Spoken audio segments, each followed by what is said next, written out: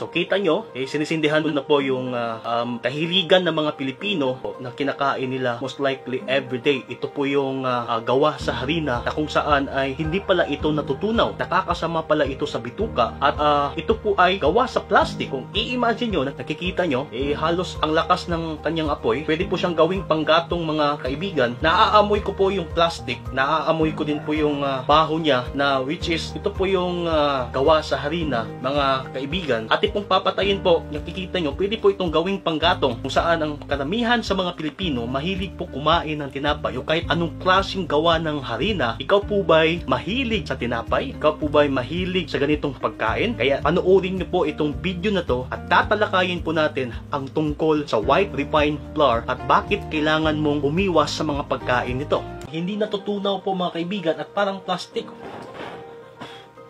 Umuusok po mga kaibigan at yung amoy niya parang plastic. Kaya kaibigan, kung mahilig kang kumain ito, panahon na para huminto ng pagkain gawa mismo sa harina. Kaya panoorin nyo po itong video na to. Kaibigan, makikita nyo sa demonstration natin kanina sa intro, parang plastic po talaga. Hindi po talaga mismo natutunaw. Plastic po sapagkat lalong-lalo na siguro mga kaibigan kung pumasok na ito sa tiyan natin. Kaya pala siya dumidikit. Ang baho po ay plastic po mga kaibigan. Pwede nyo po itong subukan sa bahay para mismong actual nyo po itong makita kung ano yung baho at talaga bang hindi natutunaw. Para baka isipin nyo kaibigan, nilagyan natin ng gas o gasolina itong biscuit na demonstration po natin. Sapagkat wala po itong halo, para po talagang may gasolina, pwede pong gawing panggatong sa bahay po mga kaibigan itong biscuit na to. Ito yung dahilan kung bakit may colon cancer po. Ito din po ang sanhi kung bakit merong pagtaas ng blood cholesterol po mga kaibigan. Yung pangatlo, ito din po yung dahilan kung bakit may blood pressure at blood sugar level na nangyayari po sa ating kawan. Yung pang-apat naman po kaibigan at yung pagtaas ng timbang o obesity karamihan sa mga Pilipino. At pang-apat po yung digestion problem or constipation. Marami sa mga Pilipino ang hindi nakakadumi ng 3 to 4 times a day. Minsan pa nga umaabot ng 2